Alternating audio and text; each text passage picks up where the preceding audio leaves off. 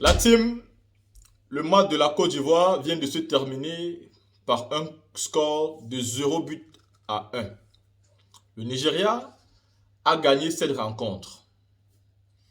Et je sais que beaucoup d'Ivoiriens sont tristes parce que cette défaite les met quand même à la troisième position de leur poule. Et si on devrait prendre aujourd'hui les deux premiers, bah, le Nigeria et la Guinée. Mais il y a un troisième match, chers Ivoiriens, donc restez sereins. C'est vrai que la Guinée équatoriale joue bien, mais elle est prenable. Et ce match que je viens de voir, la Côte d'Ivoire délivrée contre le Nigeria, si elle joue comme ça, elle peut gagner la Guinée équatoriale. Voyez-vous, le dernier match de la Côte d'Ivoire qui a opposé la Côte d'Ivoire à la Guinée-Bissau, je vous avais dit que la Côte d'Ivoire avait assuré, mais elle n'avait pas rassuré. En tant que visionneur, parce que nous, si on a joué au match, au football, même si on n'a pas atteint leur niveau, on peut comprendre chaque intensité du match. Et j'avais compris que la Côte d'Ivoire, face à la Guinée-Bissau, elle devrait marquer au moins 4, voire même 5 buts. Elle n'avait pas été capable de le faire, parce que ces joueurs ne s'étaient pas donnés à fond, ou parce que l'entraîneur s'en était contenté de si peu. Et même la qualité de jeu face à la Guinée-Bissau, même le style, le fond, ça ne m'avait pas convaincu et beaucoup d'Ivoiriens étaient d'accord avec moi. Et pourtant, je suis désolé de vous le dire, le football que la Côte d'Ivoire a joué aujourd'hui, moi, il m'a satisfait. J'ai beaucoup aimé la façon dont la Côte d'Ivoire a joué aujourd'hui. Je vais dire, il faut savoir qu'aujourd'hui, c'était d'abord un grand soir. C'était un rendez-vous des grands soirs. Et depuis que la Coupe d'Afrique a commencé, je n'avais jamais vu un match aussi beau. Je dis depuis que cette compétition a commencé, depuis la Coupe d'Afrique 2024 a commencé, il n'y avait pas encore eu un match aussi beau. Les deux équipes ont répondu présent à ce rendez-vous. Il faut savoir que le Nigeria a de l'expérience dans cette compétition. Elle a 3 Coupes d'Afrique. Mais elle a déjà joué 7 finales de Coupe d'Afrique. Oui, il faut que vous le sachiez. Le Nigeria a déjà joué 7 finales de Coupe d'Afrique. Elle a joué une finale où elle a perdu face au Cameroun. Je crois que c'était en 2002 ou en 2004. En l'an 2000, non, je pense en l'an 2000 ou en 2002. Elle a perdu face au Cameroun. Elle a donc l'expérience de la Coupe d'Afrique des Nations. Et elle connaît ce qu'il faut faire. La Côte d'Ivoire, le Nigeria, c'est un peu comme l'Égypte, c'est un peu comme le Cameroun. Ce sont des pays en Coupe d'Afrique des Nations. Quand on les attend le moins, c'est là qu'ils vous surprennent. Mais c'est aussi d'abord une équipe, à l'heure où je parle, qui a beaucoup de talent. Et pourtant, la Côte d'Ivoire aussi a beaucoup de talent. Mais il faut quand même préciser que l'entraîneur des éléphants a un gros problème. Cet entraîneur, je vais constater qu'il insiste beaucoup avec Rasso en pointe. Il insiste avec Rasso et il laisse Bamba au banc. Je ne sais pas. Je ne sais pas si les joueurs parlent. C'est-à-dire, nous on parle de l'extérieur. Je ne sais pas si vous ne comprenez pas. Tu insistes avec Rasso. Tu insistes avec Rasso. Pourtant, tu vois très bien qu'il. C'est-à-dire, il ne convainc pas. Oui, Sébastien Haller est blessé. Mais il faut tester Bamba un peu plus tôt. Tu mets Bamba vers la fin du match. Tu donnes 8 minutes de jeu. 8 minutes, 8 minutes. 8 minutes, pourquoi? Si pendant 60 minutes, Crasso n'a pas pu marquer, Crasso n'a pas pu prouver qu'il peut changer un match, pourquoi tu veux laisser au stade après 60 minutes? Et donc, je trouve que déjà à ce niveau, il ne donne pas vie la chance à Crasso.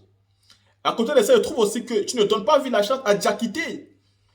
Tu laisses Diakité vers la fin du match. Je trouve que tu dois lui donner un peu plus de temps de jeu. Pour moi, Diakité doit entrer à partir de la 60e, bien 70e minute comme ça. Diakité doit déjà entrer pour essayer déjà, parce que quand il entre, il est quand même percutant, il essaie de faire des choses, il essaie de créer, il est combatif. Et puis on sent qu'il joue pour le drapeau de son pays, on sent qu'il aime son pays, il se bat pour son pays.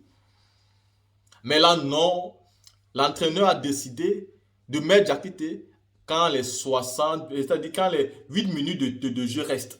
Donc ce n'est pas normal. Mais à côté de ces joueurs qu'on n'a pas mis à temps, il faut aussi féliciter un joueur dans l'équipe nationale ivoirienne. Il faut donner le big respect à Fofana.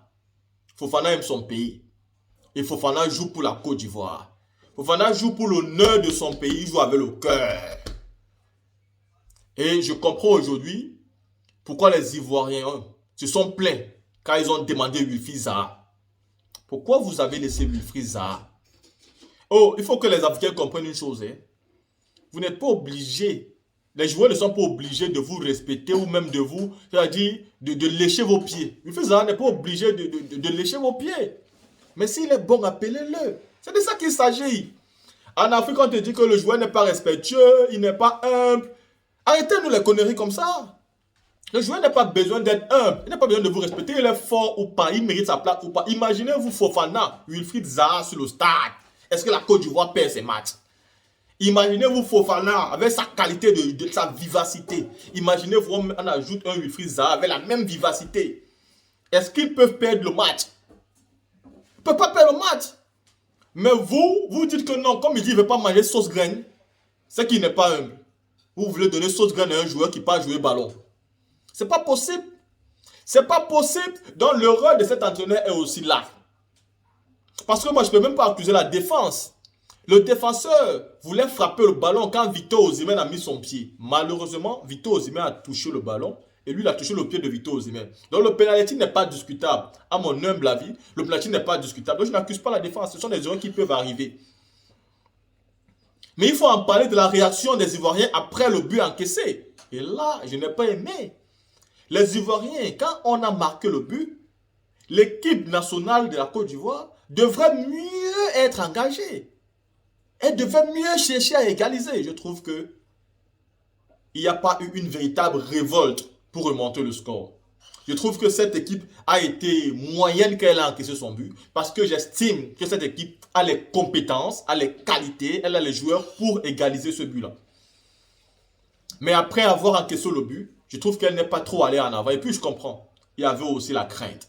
Parce qu'il y a quand même eu des contre-attaques de l'équipe nigériane. Si jamais il y avait des joueurs nigérians qui étaient vraiment de bons joueurs, la Côte d'Ivoire aurait pris vers la fin du match encore un but ou deux. Parce qu'il y a eu des contre-attaques de l'équipe nigériane. Donc je comprends que peut-être l'équipe ivoirienne aussi a voulu un peu ne pas trop se lancer pour éviter la casse. Parce que s'il y avait un handicap, 1, 2, 3 buts, là ça devait être encore un gros problème.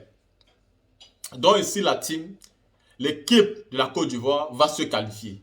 Tenez bon, ne vous dérangez pas. Parce qu'avec un match nul, elle peut figurer parmi les meilleurs 4e, meilleurs 3e. Mais si elle gagne aussi, elle peut se retrouver 2e. Mais seulement, je pense qu'elle ne pourra plus avoir la première place. Parce que le Nigeria va taper la Guinée-Bissau. Le Nigeria va pas s'amuser avec la Guinée-Bissau. Hein. Ils vont les taper. Et je suis sûr qu'ils vont les taper au moins 3-0. Le Nigeria. Même si les matchs se suivent, mais ne se ressemblent pas. Parce que, constatez-le aujourd'hui, la Guinée équatoriale a marqué quand même 4 buts à la Guinée-Bissau. Même si la Guinée-Bissau a marqué aussi. Mais elle a pu les marquer 4 buts. Ça veut dire que si la Guinée équatoriale a pu marquer 4 buts, ça veut dire que la Côte d'Ivoire pouvait marquer 4 buts, même 4-0. Parce que le nombre de buts va compter aussi pour la meilleure 3e place. C'est de ça qu'il s'agit. Le nombre de buts va compter sur la meilleure 3e place. Parce que la Guinée équatoriale ne viendra pas aussi pour se laisser manger facilement. Elle viendra aussi jouer pour gagner. Elle viendra gagner, elle viendra chercher sa qualification face à la Côte d'Ivoire. Donc elle va tout donner. Et il joue bien au foot. Donc chers Ivoiriens, tenez bon. Mais il faudra que vous donnez tout et que vous jouez pour l'honneur de votre pays. Parce que c'est vous qui organisez la Coupe d'Afrique des Nations. Vous ne devez pas être éliminé en phase du match aller. Il faut bien que la Côte d'Ivoire gagne son match. Et je l'espère que vous allez gagner. Mais j'espère surtout que l'entraîneur va revoir ce qu'il dit non seulement aux joueurs, mais aussi les compositions qu'il envoie jouer.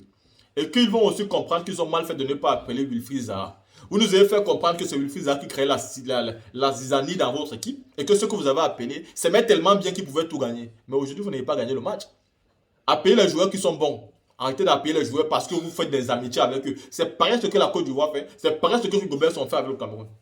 Vous avez un problème, quoi. Vous voulez que les joueurs lèchent vos pieds? Non, ils ne sont pas obligés de vous supplier. S'ils sont bons, appelez-les. C'est ce que les supporters vous demandent. Les fans vous demandent seulement ça.